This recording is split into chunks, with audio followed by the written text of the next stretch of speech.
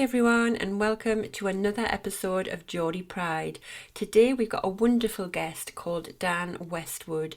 Now Dan is originally from Hartlepool and he's now a presenter and a radio broadcaster. His entertainment journey has taken him from his early days as a dancer through to theatre shows, pantomimes, and he now graces our TV screens and radios.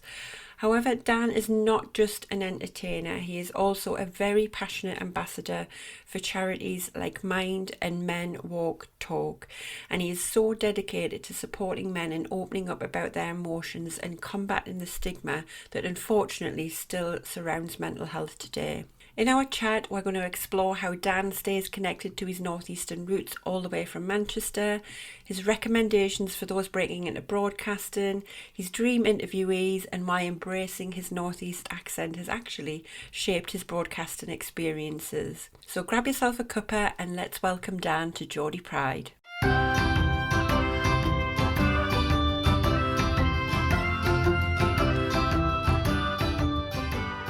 You're listening to Geordie Pride, Voices from the Northeast. I'm Hayley and alongside my cousin Angela, we're thrilled to bring you the stories that share the heart and soul of the Northeast of England. Each episode we'll dive into the lives of extraordinary Geordies and those who call the Northeast home, exploring their journeys and celebrating their achievements. From the time to the teas, from the arts to the sports fields, we're here to share the tales of passion, resilience, and of course, Geordie Pride. So whether you're from Whitley Bay or Washington, Gateshead or Gisborough, or you're just fascinated by the spirit of the Northeast, join us as we natter with the best the Northeast has to offer.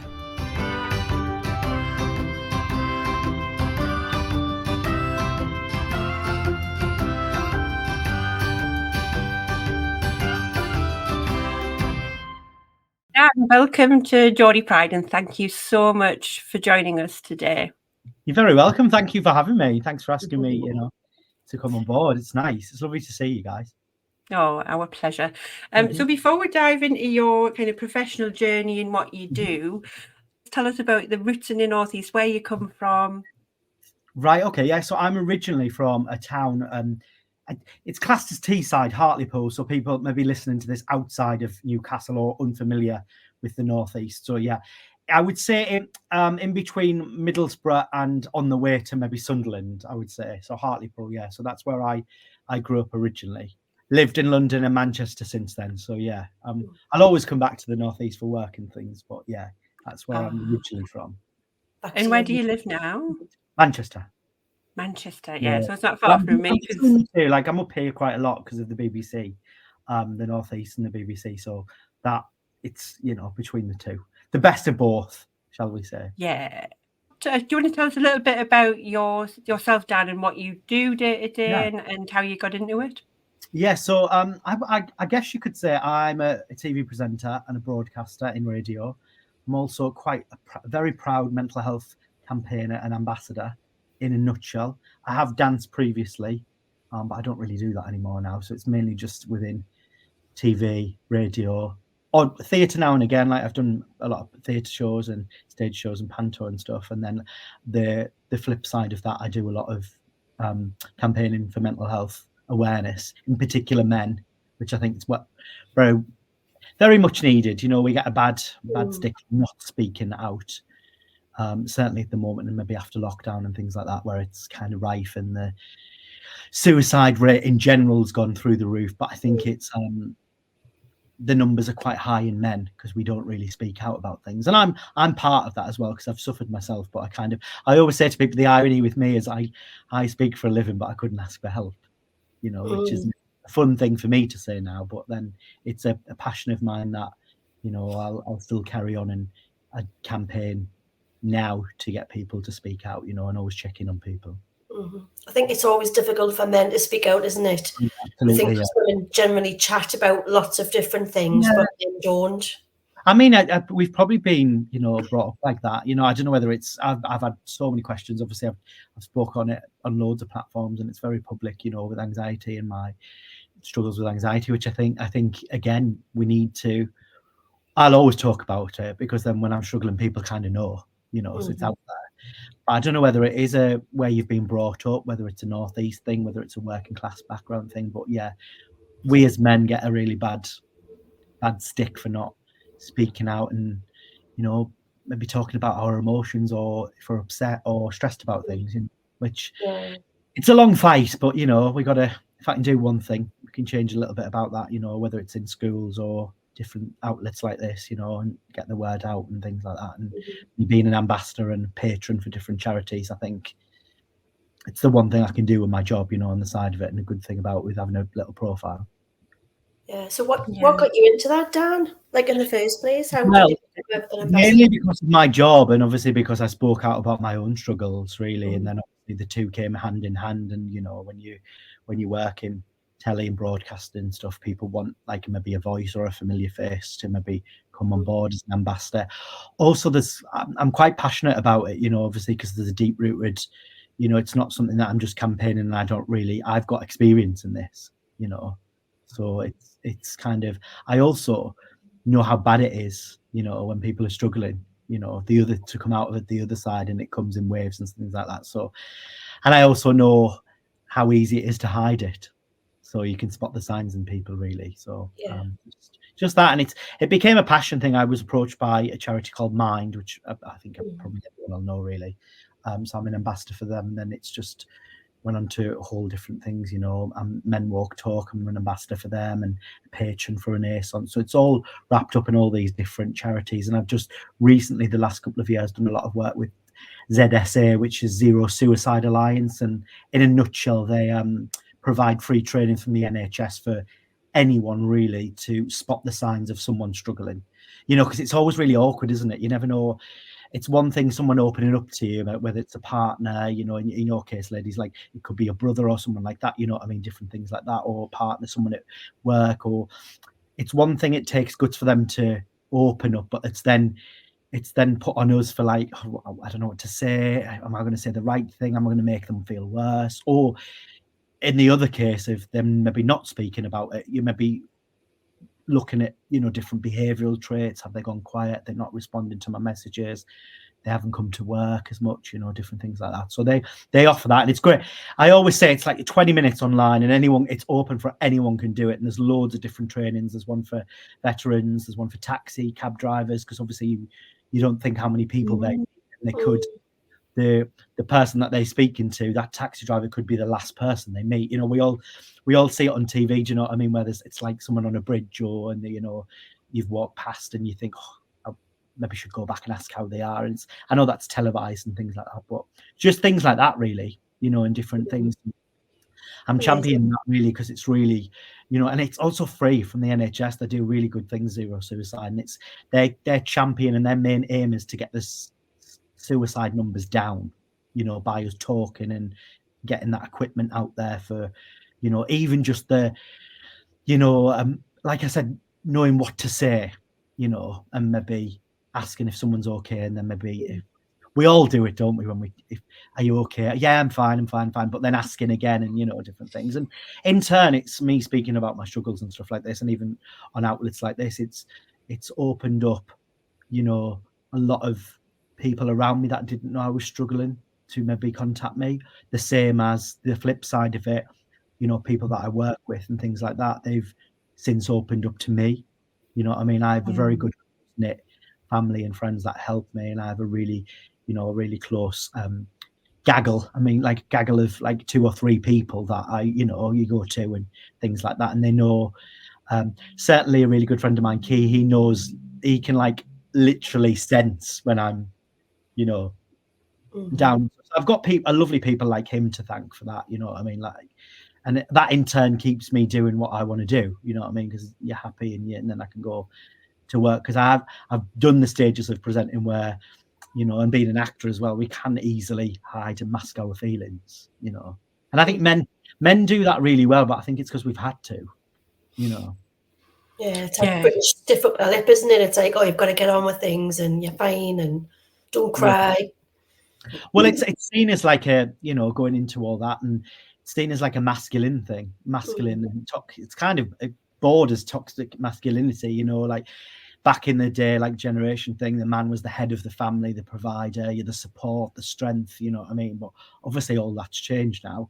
and different things. And it's, well, we like to think we've got equal rights and things like that. I know there's a lot of work to do on that and stuff like that. But yeah, I think it's been an engraved thing, you know what I mean? And you think of, you know, I've spoke to people in the past before and I've done research on this, like people like vets and stuff, they have a really high rate of, you know, anxiety and suicide. I mean, you think how much pressure they go through a day, you know what I mean, of the different things they have to go through. And even like in a masculine world, like maybe on an oil rig and things like that, they've kind of got loads of people to speak to, but it's that butch world of, you know, the gents butch world on an oil rig talking about here. But and then it's kind of seen as a weakness, you know what I mean? Or and I've had this with my work as well, when you speak out about it, that you're not fit to work or you're unreliable, you know. So it's a really big passion of mine. You can probably tell when I'm talking, and I've spoken a lot about, and I think if anything, I think I talk for a living, so if it, you know, even from this chat, if we can help one person throughout this, maybe go and get some help, or even do that training to go, you know, and you might see someone at work, or, you know, a bit, you know, and they're a bit like, you know, distant and things like that, or a friend and things like that. Because, you know, this is the thing with anxiety and depression as well, it's an invisible thing. So we often give a lot more support and empathy to someone maybe who has a broken leg or something like that, because we can see it. We can't actually see it in his minds, can we? So it's, I mean, it's fascinating for me doing the ambassador stuff, because it's, I mean, and also in turn, even this, you know, I'm talking about my mental health every day, which in turn helps me. One of my main things is maybe to get it on the national curriculum, you know. I would love that. I would love that. It's so important. More support for people, you know, where, you know, I've mentioned amazing places and charities that I work with and stuff like that, but there's not that many, and also there's not that many funding. You know, it's quite hard, you know, when you think about the amount of people that are suffering to the amount of people that, you know, are coming out with their struggles. We're encouraging people to talk, but sometimes there's going to be an influx of numbers of, you know, people coming out and struggling, but then we haven't got maybe the you know, the needs and the vital things and funds maybe along with the NHS. So ZSA is a really good thing. You know, it's 20 minutes, you do it online, and it's just like, I'd encourage anyone to do it. And I know I'm saying that as an ambassador, but it will literally, the next day you will think differently about how you see things, and, you know, how you maybe show even kindness to someone, because we're all about that at the moment, isn't it? Just be kind, and you know, it's, and like I said, one person on this chat, if we can, you know, maybe stop them from having the dark thoughts, and dare I say, you know, go into the extreme of thinking that's the only way out, which it's not, you know what I mean? But it's recognizing those signs and thinking, you know, I've got you. But then, like I said, it's quite an awkward thing to talk about, because even when we say it now, and I say it a lot on the radio, people shudder with the word suicide, because it's being given quite a bad stigma, the word, isn't it? And, you know, even mental health, I always say this as well, like going back to when I was little, mental health for me is maybe seeing, you know, maybe someone that, like, you visualize someone maybe in a straitjacket, which we've come a long way since then, you know. So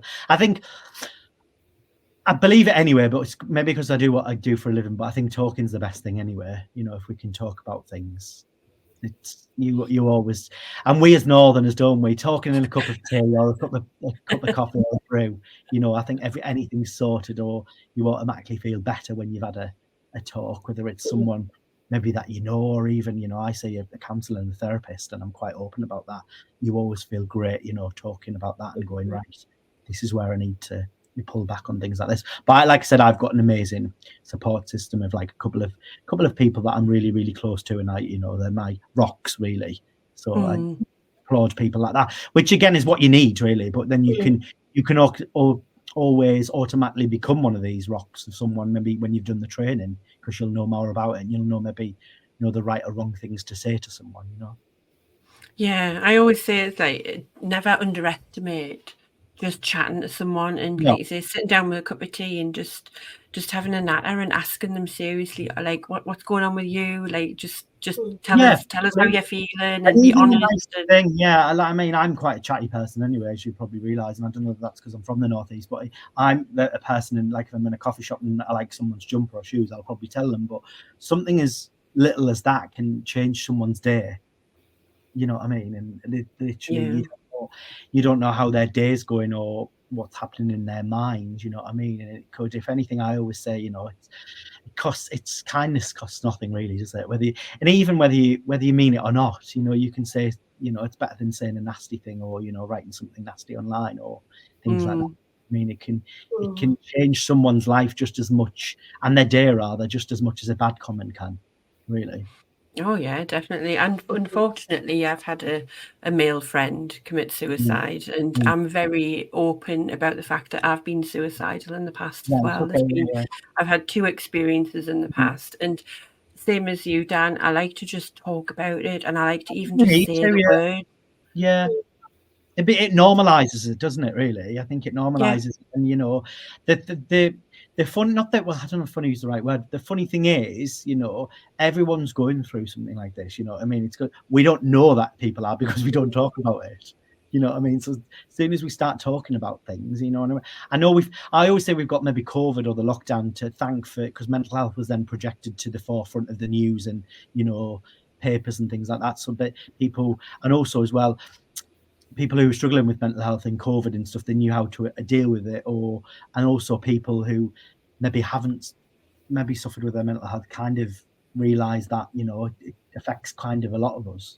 Yeah, I think there was a few silver linings of COVID, and I think mental health awareness was definitely one of them.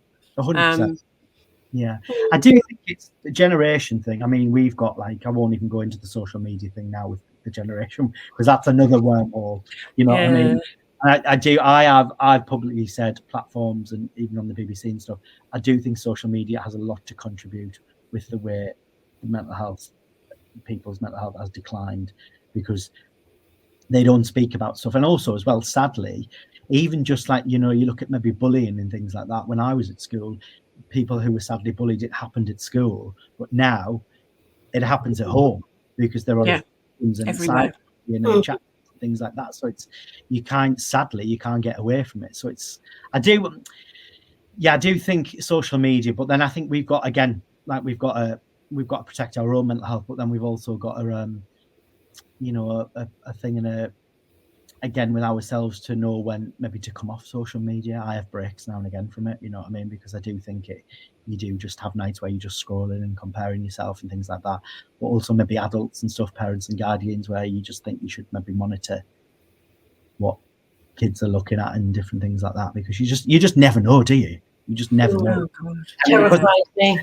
It's an access thing 24/7. You can access now 24/7, and it's just, you just have to look at different things, where you see it in the press where people have been targeted or even sadly murdered, you know what I mean, with different things because of things that they've seen online. You just never know what people are looking at, really. Yeah, me and Angela are both mothers to tween girls as well, so it's we're right in the thick of it. Terrifying. I mean, I'm going to say horrendous in the right word, as in the precious and stuff, because even just that world now, going to school and having maybe the right shoes, or I would hate to be a kid nowadays, honestly. I would as well. And I listened to a thing the other day, and it's something that I've started doing recently, and I've for a while, but an actress, Olivia Colman, she doesn't really look at anything online because she's not strong enough to take things. And we live in a world where people comment on famous people and people that they've never met before, but they feel like they know. And she made a good point out of she never looks at it because I think sometimes someone said that she has like a really annoying face, and she said it hurt me. And she's an adult, you know what I mean? So I dread to think what kids are saying to each other and stuff, because kids can be mean, sadly, I know adults can as well, but I wouldn't like to be living at school now and stuff. And applaud you parents and stuff, because it's just as tough for you guys, because you're the ones that has to deal with it when they get home, or the invisible worries that you have, maybe thinking, are they telling me everything type thing. Yes, constant worry. Yeah. That's another story for another day. That's a whole new show. Yeah, it is. Yeah, well, you could do a podcast on that alone, really, couldn't you? To be honest. But I think that's just the world that we live in. You know what I mean? I think like that. But then again, going back to social media, it could be used for a good thing, you know what I mean? Because you could talk to people on apps, and there's chat lines and things like that, and chat rooms and stuff for support, you know what I mean? And even just like if you look at things like, you know, we're on about accessing things 24/7, the Samaritans or something like that is a classic good example. The other side of, you know, the internet's full of, you know, dark things and things like that, but then if you've got access to something like the Samaritans 24/7, that's a, you know, a bonus that you can tap into. Because a lot of charities, including mine, and I learned this recently, they have like the Mind umbrella is quite a big thing, but then they have a lot of local minds. So maybe they'll have like maybe, you know, Mind Newcastle, Mind Darlington, for instance, an example. But a lot of them, some of them are run by volunteers, so they'll be closed come 5 o'clock at night. So they may not be able to help you, but the Samaritans is like 24/7 really. So it's a good thing to have, like maybe access to good things 24/7, as opposed to, you know, maybe social media, or even just it's a case of talking to someone like on their app or their X. It's Twitter, but it's X now, isn't it? You know, where someone can help you, like not a robot, but someone at the other side can help you if you need help like that, really. Yeah, definitely. We'll add all of these mental health links that we're talking about as well in the show notes. It's not. I knew I'd probably talk about it anyway, and it's not like it helps because they'll share all of this as well. You know, they'll share all of it. Oh yeah. 100%. Yeah, it's so important to talk about. I think no matter what platform you're on, you need to talk about it. It helps me as well. Like, listen, I love my career and I love my job, and I'm very blessed. You know what I mean? I'm very lucky to do things, but you know, I do have that anxiety creeping in now and again. And I talked about it recently on my radio show about self-saboteurs and stuff like that, and you know, confidence, and even just the, you know, thinking that maybe we all have it where you don't think you're good enough to do something, or you don't think you should be doing that particular job that you're doing. And it is a mind over matter thing. And it's very easy for me to sit here and say, you know, thinking things, you know, like it's like self-confidence and things like that. But yeah, I do like my job. But then the mental health side of it, like I said, it helps me talking about it every day, because I'm talking to lovely people like yourself about it, which in turn, you know, it's like a baton thing, you pass the baton. But then I'm talking about my mental health, which again recently I can quite openly say I haven't really, it's been up and down, you know what I mean, but I'm quite open to say that, you know, because I've spoke about it a lot and made it quite public, you know, which in turn, like I said, helped, because when I am down and stuff, that the people that care about me know instantly. And rally around you when you need them. Yeah, which is what that's what you need. I'm very aware that not everyone has that, you know, which is why I do a lot of the ambassador and patron stuff, because then you can direct people to the lovely people like that, you know what I mean? Because not everyone has, you know, I've got lots of friends, but I also have a lot of acquaintances and things like that, work colleagues and things, but I have a good, like I said, 1 or 2 people that I like, my rocks. Yeah, but you might, I just want to add to that really, is that sometimes some people think that they don't have anyone, whereas actually if you speak out, you realize that there are people out that's there. the thing really, I want to use irony is probably not the right word to use, but it is one of those things that you do think, again, you also think hand in hand with that, you think you're the only person going through this in the world, when literally, you know, you could be, you know, there'd be people when people listen to this and stuff, and when you are listening to this, there could be people listening to this going through the same emotions in their head at exactly the same time.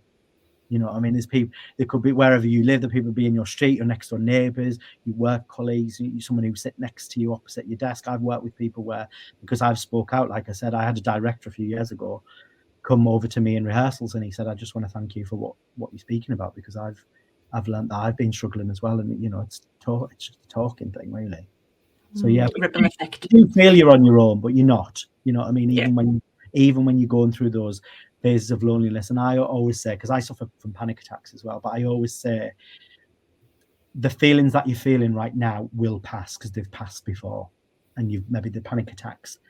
I mean, I don't know whether either of you've ever had panic attacks. Unfortunately, yeah. They're almost like you kind of feel like you're having a heart attack, and you'll know what I mean by saying that. Especially if they're on your left side. I mean, I had one recently and I didn't speak out about it, which I regret. But I would encourage anyone to do that. But again, in my mind, when you're talking to yourself and you think, look, well, this has happened before. Sadly, it's obviously sad that you have to go through it and they keep happening. But you've got through it before, and it will end and pass, you know what I mean? And then you'll be back to normal again. So it's just kind of, again, going back to the training, it's just little things like that you need to teach yourself to do. You know what I mean? Just that even, you know, sometimes when you're having thoughts, sometimes thoughts that you have are not real things, or the things that I'm thinking are kind of not real thoughts, or you know, when you're overthinking, that's another one. You know, overthinking is an just as bad as attacks, really, because you go, it's like putting the pressure on yourself or thinking of outcomes or the worst possible outcome before it happens. Yeah, I'm a big one of that. I'm the poster boy for that. Honestly, literally. But yeah, again, what I'm saying is, like you said, it's normal. It's normal. Yeah. It may not feel normal to you in that circumstance, but it is normal to feel like that. And I'm talking to everyone, you know, however you identify, male, female, you know what I mean? I obviously have a lot to deal with as a man, because so then I think, as I'm flying the flag for the men, so that's why I make more an emphasis on male, you know, suicide and mental health, because again, there's a stigma attached. But however you identify, you know, everyone has mental health problems. It's just how bad they are or good they are, and how you deal with them. Yeah, and like you say, the males have got a bit more of a I think that's it's just a stigma, isn't it? You know, it's a stigma as well. Like there's the stigma with loads of different things, you know what I mean? I'm part of the LGBT community as well, you know. It's rife in that as well, because we've always been, sadly, we've always been outsiders, you know what I mean, because it's getting better nowadays and stuff like that, but we've always had to hide maybe who we are. So you know, there's going to be mental health and issues and anxieties there, because even we've got a long way to go with that. It's the same as mental health and stuff like that, but acceptance and things like that, there's a lot of, you know, mental health issues within that community. But it can happen, like I said, it's a broad scale across anything really, and anyone. Talking about, you mentioned you lived in London, you live in Manchester now. What would you say makes the Northeast unique to those other locations? Because I think a lot of people in the Northeast don't necessarily move out. I know that it's quite once you're born there, a lot of people love to stay there. Of course. And I love that. And obviously, I'm, like we said at the top, I'm back and forth, so I've got the best of both worlds as well. But there is a difference. I mean, it's a very wide thing. There is a difference of, like, when people move to London and then they move back, and it's like, it's not for me. I've done the London thing. I don't know whether I could do it again, but it's not for me. I prefer, like, Manchester's another cracking place, but that's northern. So it's like a northern London. But then when I come up to the Northeast, and I grew up in Newcastle, you know, with my friends going out. It's where I found my, you know, my love of theatre and stuff, cracking theatres there, like the Newcastle Theatre Royal, which again, you know, again, if you're not fortunate maybe, or you can't get to access London, they have amazing things that come to Newcastle. So it's for everyone. I also found my group of friends, you know, a part of being a gay man, you know what I mean? I grew up in Newcastle. It's got an amazing scene there as well, gay scene, where everyone's accepted and things like that. And again, not everywhere has that, you know. In the Northeast, I think I spoke to a drag queen recently about this, and I think it's because, I mean, we don't take ourselves seriously, but we do, if that makes sense to you. So we're always, when people are like, it's like banter and stuff like that, and Northeast crack, as you say, you know, for listeners and stuff, and that'll be, it's like banter and jokes and things. We're always the one that makes a joke about ourselves before anyone else does, because I think that's part of, you know, the Northeast gets a bit of a stick for that, you know what I mean? It's people moan, oh, it's too cold, it's raucous, everyone's raucous, you know, we just drink and things like that. It's freezing, no one goes out with any coats on, which all of these things are probably true, which we love, and it's the thing I love, to be honest. We're hard as nails, that's why. No, absolutely. Thinking, you get it all the time, and you ask anyone if they've been to Newcastle on a night out, and in particular the Northeast, but in particular Newcastle, because obviously it's the city. But people will be like, oh, it's a great night. Everyone's so friendly. That's what they say, don't they, really? So I think being from and going about, you know, helping people, I love to help people. That's why I'm like an ambassador, and personally me being a presenter, it's because I'm nosy and chatty and stuff. But I think that stems from me being from a place that is well known for people are really friendly and being really chatty. I mean, how many people on a night out have been out in Newcastle, and, you know, they're from a different city, but then they end up becoming best friends with whoever they've picked up on the way, or maybe like in bars, like smoking areas and stuff like that, because we do openly chat to people that we don't know. Whereas in London, it's a bit, it's warm. I think it's warm in answer to the question. It's just a warm. Obviously, I've grew up here, so it's what I'm familiar with. You know what I mean? I think also you know what you're getting from people. There's no judgment, but you know what you're getting from people. My partner's terrible if I go up to people in supermarkets and say, what's in your basket and what's in your trolley? Right. I mean, maybe not to that extreme, but yeah. I think it just doesn't embarrass me, to be honest. I think it's just warmth, isn't there? I think, as I probably get into trouble for saying, I say it on the radio all the time, the North in general, but then obviously, and I am biased and I'm proud to be biased because, but the Northeast in general, it's just differently. The same as going back to theatres. When I've got mates and stuff and they're on tour and they come to Newcastle Theatre Royal, they're like, oh, the audiences in the Northeast and they're so loud, lovely, really appreciate it. So they love it. I think it's just in general, really, isn't it? It's warmth. There's a warmth. And like I said, you know what you're getting from people.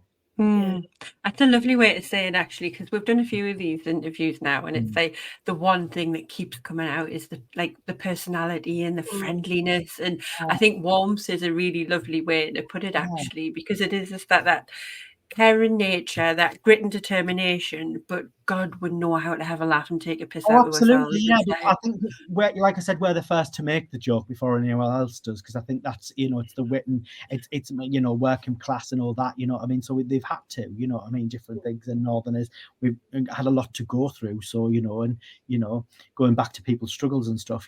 It's one of those areas. There's loads of places in the Northeast where it's struggling towns and things like that, but I think, again, what makes that place better is the communities and the morale of those places, you know what I mean? And there's no judgment as well. Like I said, going back to the warmth and, there's no judgment as well. So when you're in Manchester or you're traveling with work, like how do you, what is the biggest thing that you miss about the Northeast, and how do you stay connected to your roots, would you say? Listen, I talk about this all the time, but I do love, I mean, it's very stereotypical. I mean, I love, when I'm up here, there's a beach next to me, which is great for going back to the mental health thing, out running, walking, getting out there. Obviously in Manchester, we don't have a beach, we have canals. I'd rather be up, near the coast and be on a beach and things like that, or even down south. If there's a beach there, it instantly makes you feel better. So there's that. People, obviously family. I'm going to say Palmos as well, which is a really stereotypical thing to say. And people are like, what the hell is a Palmo? Pardon? Greg's. Well, Greg's is another thing, but I think Greg is that as well. And again, we're known for that, aren't we? Really, I think, just that. I mean, I love, like I said, I grew up in Newcastle, going out and stuff like that, and I've got a good, even now, solid, good group of gay friends that we, we're all a bit older now, so we probably don't go out as much. But even just back in the day, like a Friday and a Saturday night, going out and seeing everyone, seeing the same crowds of people, and it was freezing, obviously, but and seeing. And just the vibe of it, and different things. And I think, I think that's probably the Northie. I mean, we do a bloody good Palmo, which we like, but that and I'm home. Cheesy chips on a Friday. Yes. I mean, I'm really sorry, but I'm being very stereotypically Northeast based here. I think it's nice, but it's also a really good conversation. I mean, I had this recently, I mean, not to think it, I was interviewing a guest on my show recently, and they were in South Shields, and I was like, whatever you do while you're up here and in the Northeast of things to do, get a Palmo. I mean, I said it the other day to some friends who were on tour and they're in Billingham. I said, look, you're near to Middlesbrough. I mean, I think they're going this evening to Central Park to get a Palmo, which I was like, Middlesbrough's the place of the Palmo. If you're going to go anywhere. But I think it's kind of, again, it's another thing that we're proud of, isn't it? Yeah, definitely. Find the flags for those Palmos. Because there'll be people listening to this who A will be like, I can't believe you just mentioned a Palmo, or B they'll be like, what the hell is a Palmo? Yeah, like googling it, well, it's you know what I mean. So it's just, but then they all have different things. I mean, there's loads of things really. You know what I mean? Even just when I'm going on about Newcastle a lot, but Hartlepool, fabulous beach. I love that as well. I know I've got my family here and things like that. But even I get really like a warmth inside, when you see the Tyne Bridge and stuff like that, because you're like, oh, it's home, or different things and different iconic. I know I've mentioned the theatre a lot, but the Newcastle Theatre Royal is a lovely safe space for me, because it's where I go. I've seen a lot of friends there, I've worked there, and it's a safe space because you know you're going to have a lovely time, because if you like theatre, you're in there. Aside from that, it's a lovely building. You know, I mean, we've got all these fabulous things in the city as well. Different things like that, really, which I know other places like Manchester and stuff have, but I think it's what you're used to, and it's memories, isn't it, that you go back to. Yeah. You know, I know I've got a lot of memories in Manchester, in different things, where I'll be like, you know, I've been out a lot in Canal Street in Manchester with my Manchester friends, but then I also have memories with, you know, going out in bars in Newcastle and things like that. So I think it's memories, and I think that the Northeast holds them quite well for me. Life's all about, isn't it? Yeah, well, it's nice, kind of now, full circle. I am back here a lot, doing a lot of more work, you know, in the Northeast, whether it's radio. I've just filmed something recently at Darlington, a big like campaign for their library. I did Eurovision there for them last year, which again, it's tying two things that I love in my work, and also if it's even better when you're filming in the Northeast. You know, don't get me wrong, when you're filming in public, I know we're going on about chatty people and stuff like this, but the Northeast are the worst for interrupting when you're filming. You know, I don't think they've grasped that yet. So I can imagine. Staring, filming, you know, a lovely little old lady interrupting, going, what? You know, and it's like, well, I'm at work, and you've just ruined that link. But, you know, it's nice. You know, it's two of the things that I'll always, you know, I mean, I'll always have like love and be here a lot, and if I can work here a lot more, then you know, then I will, you know, and it's going on at the moment and different things. So yeah, it's just, I think it's memories really.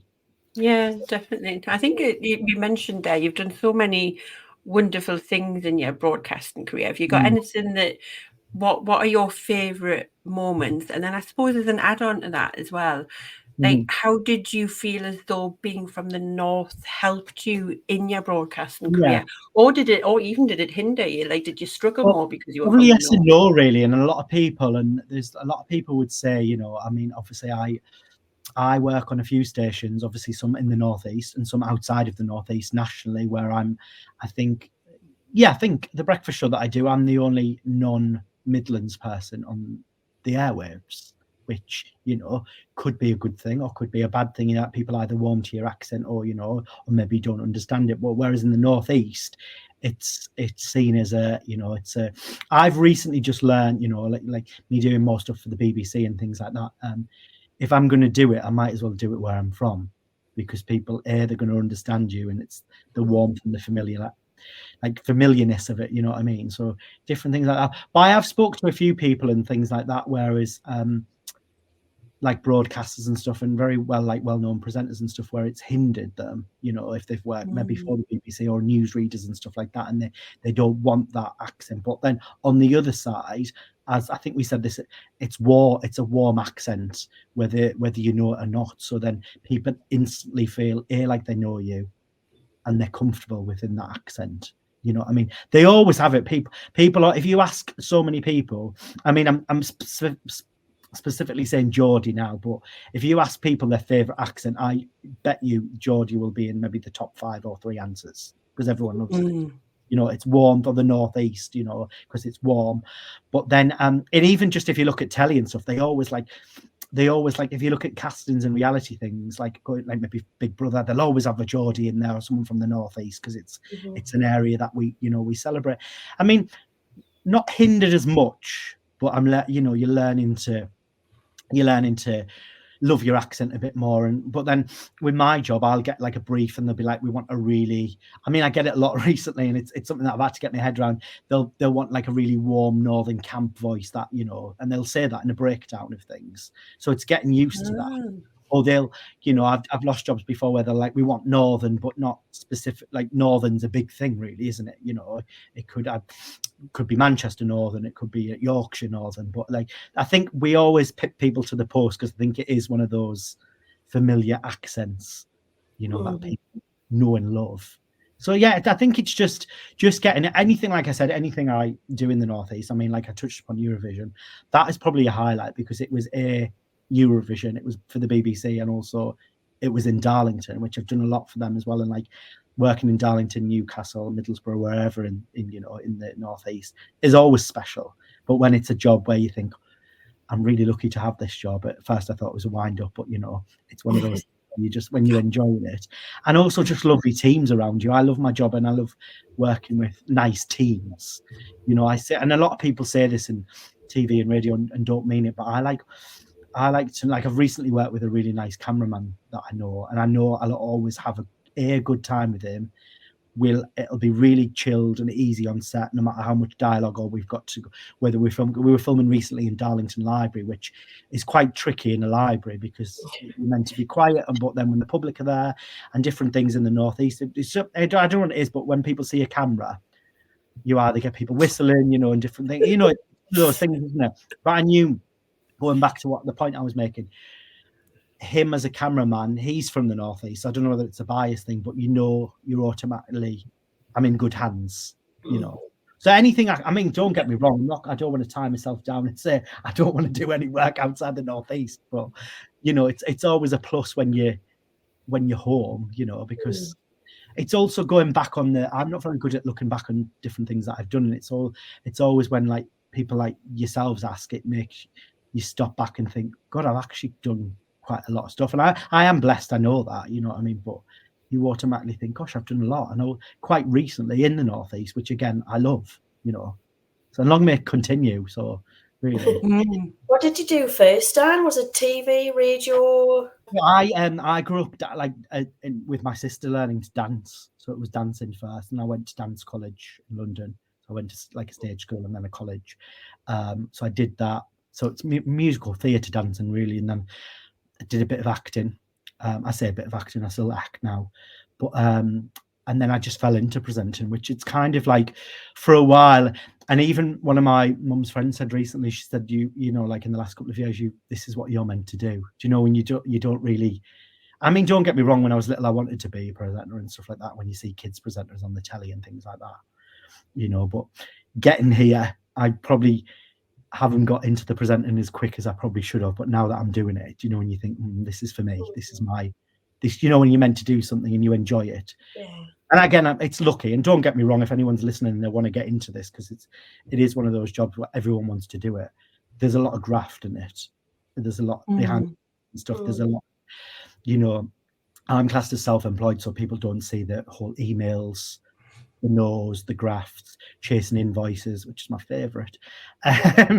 You know, all of that really, which I know a lot of self-employed people have, but there's all that. They just see whatever's being put on TV or radio, you know, they don't see all this. Is why I have such a love for people behind the scenes, like makeup people, you know, crew, sound people. Even when I'm doing like big live events, they're the ones that they're doing a stellar job to make you even look good or sound good before you know, different things like that, which I find fascinating like that. So yeah, it was kind of the dancing. Then I grew up in dancing. I went to like a local dance school in Hartlepool, which is still going now, and lots of, you know, amazing people have gone on to amazing things from there. And then I went to London for that, and then I've done quite a lot of varied work, which again I like.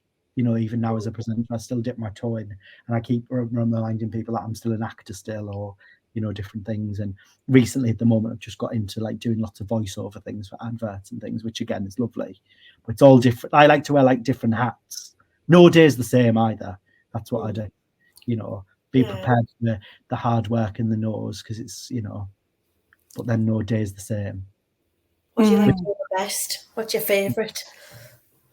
I do like presenting, because I think you just naturally, I mean, I find it easy. I know it's not easy, but I do find it easy to do, you know, and just naturally, I have a natural interest in getting to know people and talking to people, whether I've interviewed them before or it's the first time, you know, and doing things like this. It's so probably stems to being a bit, I'm a people person and nosy as well, but I like to know people's backgrounds and what makes them them, which is why I think I like the campaigning thing, because when you're talking about people's mental health, more often than not, well, we've spoken about it today, you're talking about their background and what makes them, you know, different things like this. I mean, I've said it before, but I might do it in later years, but I'd probably love to study, you know, maybe go down the therapist route, because it's essentially I talk to people for a living anyway, and, you know, and I know a lot about that, so maybe it's something maybe do afterwards or on the side. I also really randomly love law, and I've always wanted to study law and be like a barrister or a lawyer,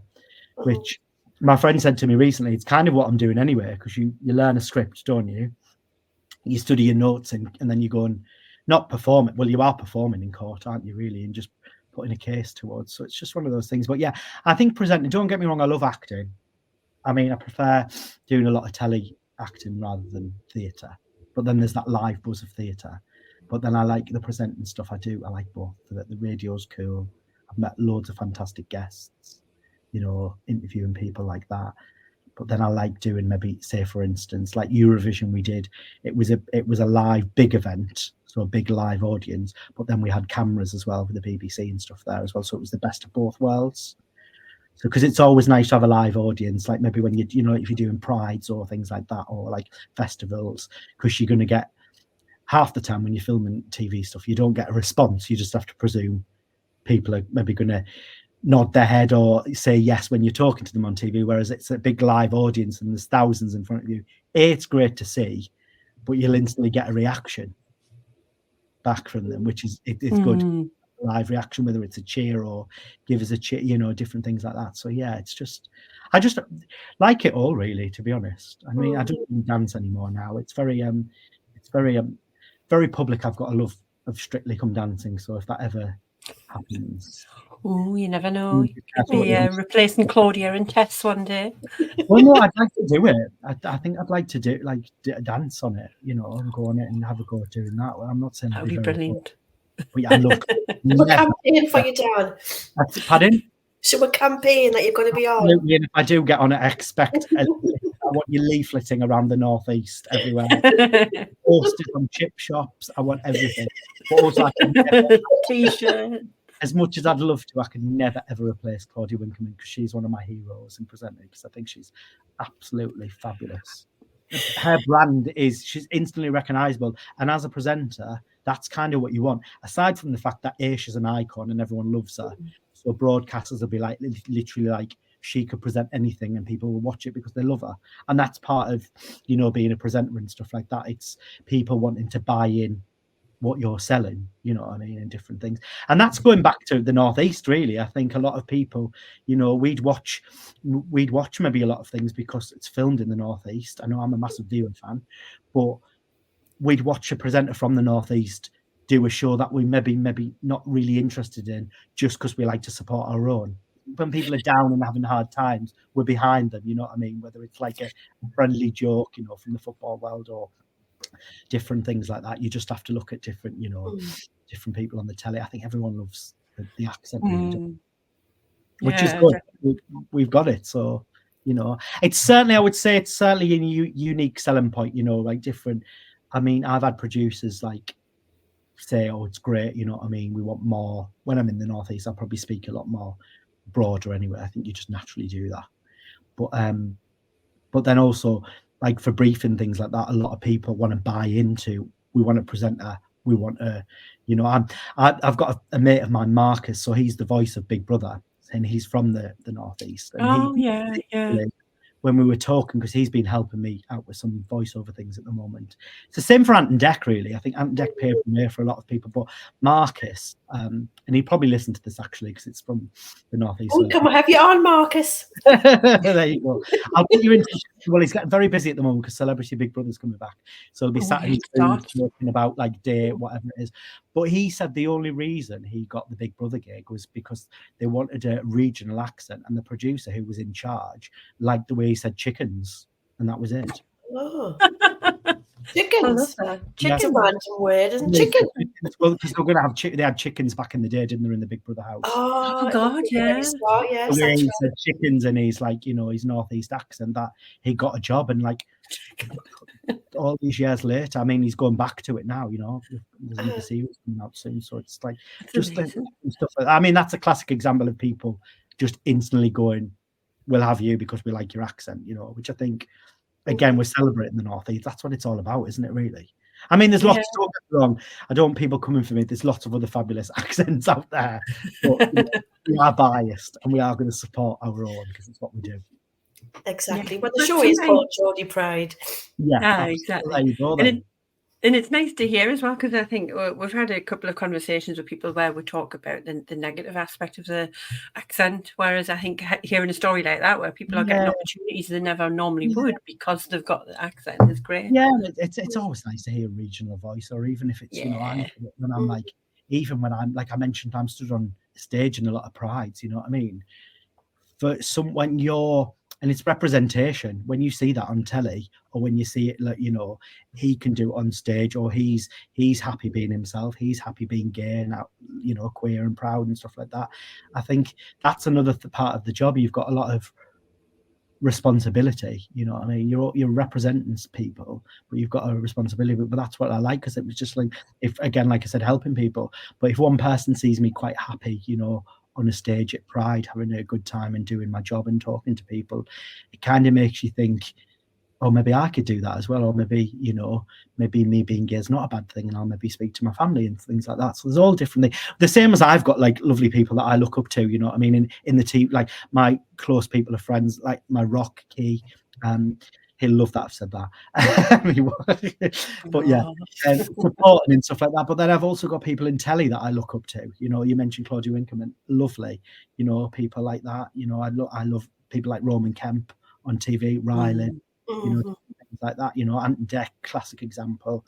But different people like that, where you look up and you think, you know, them being on TV and them being represented has made me think, you know, I could probably do what I do, because there's a lot of people do what I do, but I think there's not a lot of people do what I do, maybe from the Northeast or maybe from working class backgrounds, which I'm here to tell you that you know, if you can do that, you know, you just have to knock on some doors, or, you know, work a bit harder and stuff, which again, it shouldn't be like that. And I'm still going, you know, I've got a lot of work to do myself, really. But again, that's it, you know, looking at the other side of the coin, you know, we're celebrating accents and stuff, but sometimes, you know, it's that whole thing of, you know, when people go, oh, you're from there, you'll never do that, or you'll never amount to anything. And it's like, why not? You can insert any town or any place on that upbringing, you know, whether you've maybe had, you know, people have it, for having one parent, you know, you'll never do that because it's hard. And it's like, well, why not? As long as you work hard, you're going to do it. You know, don't get me wrong. It's not like you going, oh, I want to land on the moon. That's slightly harder. But, you know, it's like, I'm sure you're the same as parents. You know what I mean? You got to say to people, you know, we spend a lot of time telling people things they can't do rather than what they can do or should do. Or should, you know, again, going on to the, you know, things. People have a lot of a bad time about people, who they should be, who they should love, you know, and different things. And it's rife at the minute. But I always think, well, you know, and it's people in power, sadly, that say all these silly things. But you just think, as long as people aren't hurting anyone, you know what I mean, who we need to say that person can't wear that or can't, you know, You're happy. You're happy and you're not hurting anyone. Also, it's only our blown business. So, do you know what I mean? As long as you concentrate on your own things, you know. You know, going back to the mental health thing. If there is someone listening that's from the Northeast that wanted to get into your type of career in broadcasting, acting, anything like that, what one piece of advice would you give them? Don't do it. No, I'm kidding. There'll be loads of people from the Northeast listening to this. Of course there will be. I just listen. I've done a lot, but there's a long way that I want to go. You know what I mean? Like, I know I spoke about my mental health, that has hindered along the way, but it's also made me who I am. You know what I mean? Support is key. I have the best mum behind me.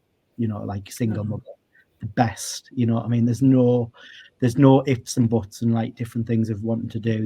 I mean, don't get me wrong, not pushy mothers, because I know some people have that in our industry, pushy dance mums and all that. Never been one of them. Silently supportive and things like that. So I like that.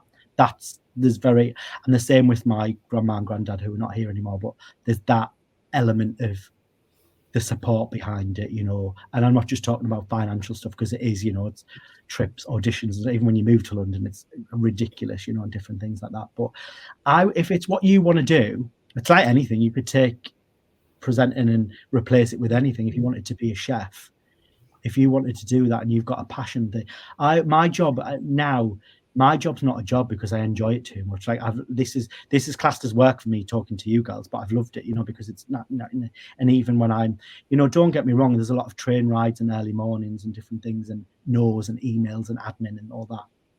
And people don't see the no's and the negatives. But I think if it's 100% what you want to do, stick at it. I mean, become healthy, obsessed with it. Like if you wanted to be a TV presenter and a kids presenter, watch the shows that you could see yourself doing, i.e. maybe like CBeebies or something like that. If you want to, but it's the same as, I think it's a turning point at the moment. I'd probably stay clear away of reality TV if you wanted to be a presenter, because there's a lot of that. I mean, but then it's also different at the moment because there's a lot of TikTok stars wanting to become TV presenters and stuff like that. So it's all, which I'm learning because I'm not on that side of it. You could say self-made, where you've trained and stuff like that. But I'm aware TikTok is the way the world's going now. So if it's what you want to do, go out there. Like if you want to work in TV, become like I said, healthily obsessed with shows that you want to do. The same as if you want to, if you wanted to be a chef, like look at your favorite menus and different things like that. I mean, like I said, I've got a long way to go and I'm still, doing it, but I love it. I don't think I could do anything else. Yeah. I mean, wrong some days you're like, oh gosh, but I think it's having the passion behind it. It's because it's bloody hard. Don't get me wrong. It's a very hard radio, whatever. There's a lot of knockbacks and, negative sides of it. So you do kind of have to, if you're not 100% in it, I would say probably not, because you will get upset, like you could say that in any job, really. You could have that in a board meeting if you're going for a promotion in a big company that you work for. You need to be 100% in that promotion, don't you, or want to rise to the top of the company or whatever. But yeah, it's, don't get me wrong, it's hard work, but it's fabulous when when it's good. And it's the people that I've met, along the way. If there was one famous Geordie person or someone from the Northeast that you would love to interview, who would it be? I knew you were going to ask this, and I've been very lucky to have interviewed a lot of people. I'm going to say I've already interviewed her, but I'm going to say I'll do it because she's always a laugh. I have lots of fun with her. I mean, recently, I'm going to say the dame that is Miss Denise Welsh, because I knew you were going to say her. She's brilliant. She knows her stuff. She's very people see her as a loose woman, but she's a very good actress. She knows her roots of Newcastle, as in where she grew up, and she's of that old essence of the old school. I know obviously she was married to Tim Healy, but being surrounded by people of the old Geordies, back in the day, like Jimmy Nail, Robson Green, and she's got fabulous stories. And I always have a giggle with Denise. Like I said, recently, another one we've got to get on the show. Yeah. Loads of good Geordies and stuff that you could choose and stuff like that. But I think Denise, and she's also done lots in her career, so you've got a wide scope that you can actually talk about, like the acting. I know people obviously see her as loose woman. She's got a fascinating story. I know we've touched upon mental health, but fascinating story about mental health. Yeah.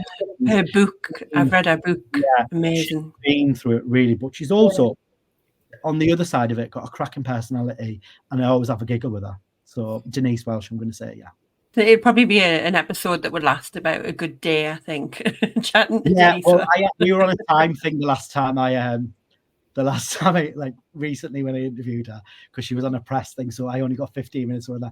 But I'd say most of that giggling and different things, and she was talking about, there's so much to talk about with, someone who's done that much in their career, and going back to the thing I like about my career is wearing all the different hats, and Denise has done that.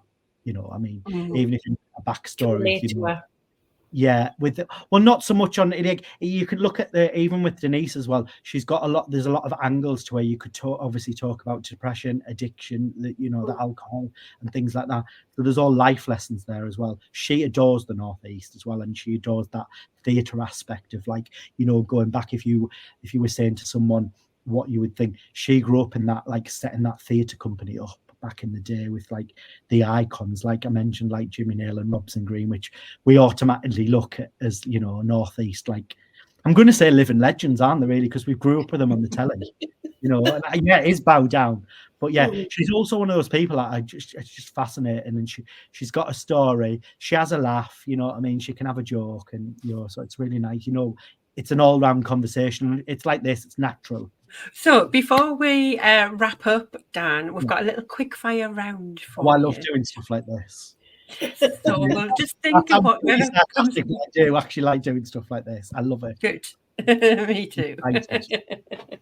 So the first thing that comes to mind, and go on, Angela, you can kick it off. Right. So, all right, quick choice here. This one's a really difficult one. This, mine, Dan. Right. Stotty cake or peas pudding?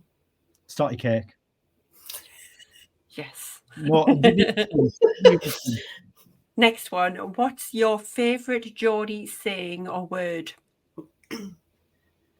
Oh, belter. Do you know when people say belter? And it goes back from some of my friends say that, or purely belter. You know, different. There's loads. Like obviously, I'm obviously not a Geordie, but I've grown up with a lot of. You know, one of my really good friends, Simon. He has. You know, even if it's just aha. You know, when people go we all know what that means. People listening to this podcast probably won't, but even just go no, love that. Because I see it and you're like, are you all right? What did you just say? So yeah, that and if that is a word. Oh, right. Next one. What's your favourite? Hang on. What's my question? Your favourite top spot to visit in the Northeast? Do you know what I'm going to say? I'm probably going to say the Newcastle Theatre Royal because, like I said before, it's a safe space. I love theatre. Cracking, you know, I'm always welcome there, you know, as someone from the Northeast, as they are with everyone. And, you know, I've got an interest in theatre. So you often, when I'm home, you often see shows that you maybe might not have seen, but I'm catching them when I'm at home. Also, as well, I get to take my mum with me sometimes as well because I'm there for work. So that's a nice little, you know, nice little date for me and my mum at the theatre. So yeah, I'm going to say the Newcastle Theatre Royal. Oh, lovely! It is a gorgeous building. Yeah, beautiful. I've got one, but I'm going to slip a one in. It's not necessarily Newcastle. Even make them up, add them up. Yeah, I love all of this. I'm getting one sprung to mind. Let's go with it. Out of all you've mentioned, you've had some amazing guests on your show. Who has been your? Let's ignore anyone that might be Geordie. Like just anyone that you've spoke to. Who has been your favourite guest to interview? Do you know? I'm going to say it's a toss-up between Craig Revel-Horwood or Anton de Beck. Mainly because I'm a Strictly fan. Craig's fabulous. You know, again, fountain of knowledge. Also, as well, and I've said this I wasn't really. Anton surprised me. He was very different, and what I expected he was going to be. You know, and you maybe should preconceived ideas. Fabulous. As in, like, you know what I mean. Which goes to show, you know, and Strictly, it's a lot of telly and stuff like that. You know, it's a lot of, you know, I mean. I'll go with Craig because he's a perfect example of he's the nicest person away from obviously what you'd think he would be on the telly. I mean, it's all hyped up and, you know, he's lovely. But yeah, probably Craig Revel-Horwood, I think. I've had so many, like. You know, well, I follow you on Instagram and the amount of names that keep popping up of like who's on your shows and stuff. I'm like, it's lovely. We get loads of really good guests coming up. I mean, I love Katie Price as well. All right. I've had her on recently, and she's one of those ones that she's also very misunderstood. And I've interviewed her a few times now. So every time I meet her, and I'm like, "What? She's very different to what the papers perceive her as." You know, I mean, always lovely. You know what I mean? And it makes me think, why do you get such a hard time? You know. But yeah, I'll go with Craig Revel-Horwood, but I do love Katie. Again, not to talk about. She's done everything, and she's also she's a pro, and she'll play along with things, and you know, you'll have a good giggle with her. But Craig's fabulous, and being a Strictly fan as well. Craig, you know, he is Strictly for me. Craig. Well, he's the longest survivor of Strictly now, isn't he? Or is it Tess? Is it him and Tess that have? Him and Tess, yeah. And I think Claudia's celebrating 10 years this year as well, so wow, she's not far behind it. Wow, they both look fab. Yeah, I also forget how many guests, like when you're doing them all the time, how many you've actually spoke to. I know you're saying that, but you also think, God, I've spoke to so many really lovely people. You know what I mean? Yeah, From here must be to amazing. America.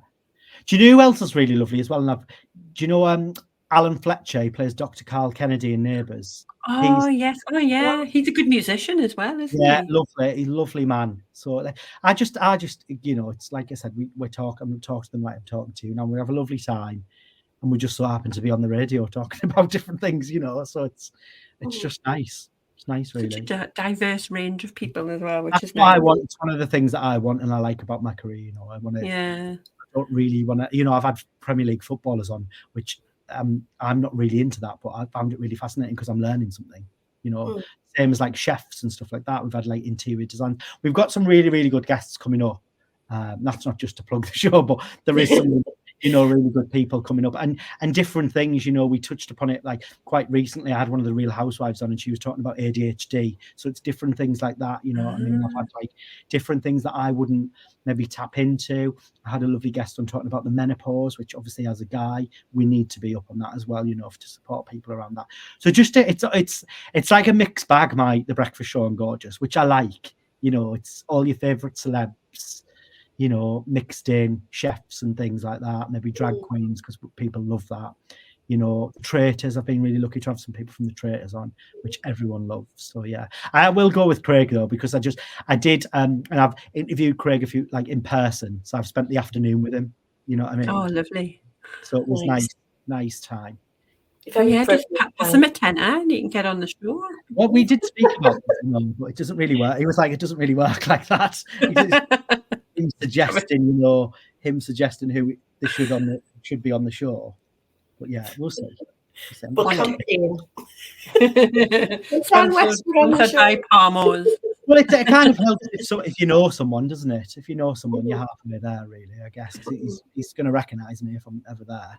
So whether he'd be nice to me, I did say to him if I ever land on the dance floor, but it's all. Please be nice. Is that the last one? Is that the last one, or have you got more? I'll ask you this one, Dan. One last one. Fire away. What's your go-to at Greg's? Oh, do you know what? I love a sausage roll, but I also love a vegan sausage roll. I've not had one yet. I've not. I'm going to say it. Well, again, you know, without sounding an advocate or I've got a brand deal with Greg, I can't really taste the difference, and they're lovely. You know, do you know what I'm really upset with? That I didn't go to the thing that they had at Phoenix. Do you know, the fine dining thing? Oh, yes. My father-in-law went. He went couldn't get in. Yeah, it was fully booked. I looked because I didn't realise it was like a pop-up that only lasted a month. Well, it was, and so I was like, "Oh, book it." Do it again. So it was like a fine dining thing. So you could go and get all your favourite Greg's, but like as in like Michelin star and a la carte, you know, dining things. I had to live it through Joe McElderry, who went, and he was looking. He said it was fabulous. So that's good enough for me. So if it ever comes back, I will go. Yeah, I'd love to go. But yeah, the one had like fondant potatoes and all these like posh stuff. Sausage roll or vegan sausage roll, I'm easy with that. Not a lot of people know that. Can you taste the difference though, Dan? I can't. To be fair, maybe I'll start and switch. Yeah, we'll have to do a blind taste. Well. They're very well underrated. They do very nice hot drinks, Greg's, as well. Oh yes, I love a hot chocolate drink. I mean, I love a Starbucks and a Costa. I'm sure we're allowed to say that on here, aren't we? Yeah. Yes. Well, brand deals yet. But they do a nice hot drink, and certainly like at Christmas and stuff. Like they've stepped up. I know it's competition and stuff, isn't it? But they've stepped up. They started doing chicken burgers as well. Is that a recent thing? Yeah, last week. Chicken burger. I haven't been for a while. I need to have a little look. My daughter loves the cheese bites. They've got really nice little cheese bites, and she loves them. Who knows? We love expanding. So I do love a Greg's, you know. I love anyone that loves a Greg's. I love them, you know, because it's one of those things like a go-to. If you're in a rush, you know, you're in a rush for things. Like a go-to. Definitely. So before we let you go, I'll just pass it over to you, and you can share us anything that you want to, anything's got coming up, anything, any lovely guests you've got coming up on your radio show as well, any projects. Oh, right. Okay. So what I will say is, because it's already been filmed, check out so I did it. We've done a massive filming session with Darlington Library. So I'm going to be, I am the face and voice of Darlington Library. They've got a new refurb, loads of money spent into it. So it's encouraging, obviously, people taking kids to come and use the library. It's amazing if you can get over to Darlington. Apologies, you will be hearing my voice around the library and a lot on social media and seeing my face, whether you want to or not, on that. So I would, Susie, who runs it, is amazing as well, and we did it, like, it's coming out soon, so that you'll be able to see loads of like social media things. Also as well, I'm going to be, when they've got school visits, I'm the person on the screen as their guest, like as in telling the kids what they can expect and what maybe how to use different things in the library. So we've done all that, which is, again, it's fabulous because it's like the Northeast. I'm a massive advocate for getting kids to put, I'm going to say, tablets down and pick up a book and use your library. So I'm looking forward to maybe doing some more things with them over Pride. So I would probably suggest that out. The radio's weekly, and you just have to like look on my as you do, look on my social medias. I'm very lucky with the guests and stuff, like from loads of different things. If you love, if you love anything really, it's all the things that I love. If you love Strictly, if you love drag queens, Drag Race, we've got all them on. Theatre, we cover loads of theatre stuff at the minute with all wherever it is. So if you love all of that, and if there's that also as well, if anyone wants, I'm open if people want me to try and get guests on the show, because we contact people to come on the breakfast show and different things. And we're also, if there's any topics that people want us to cover and stuff, I know recently, like I said, we've covered ADHD, we've covered conversion therapy, which is another tricky one, obviously, with it being LGBT History Month, different things like that.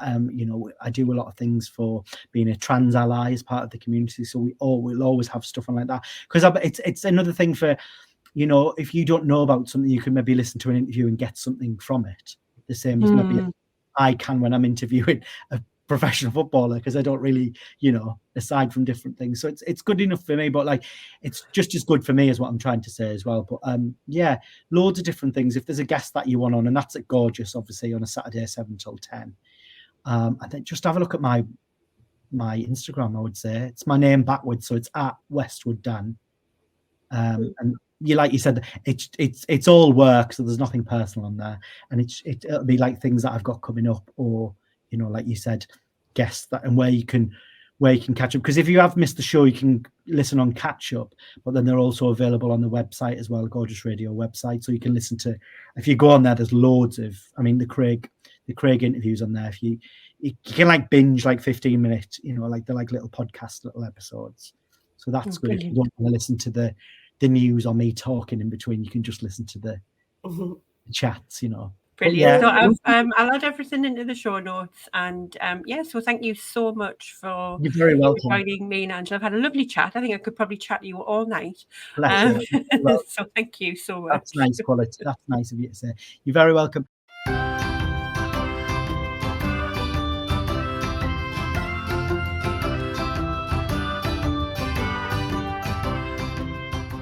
Thanks so much for listening. If you've enjoyed this episode and you'd like to help support Geordie Pride further, then don't forget to subscribe, share it with others, post about it on social media, or leave a rating and review. To catch all the latest from us, you can follow us on Instagram at Geordie Pride. Until next time, keep that Geordie Pride shining bright.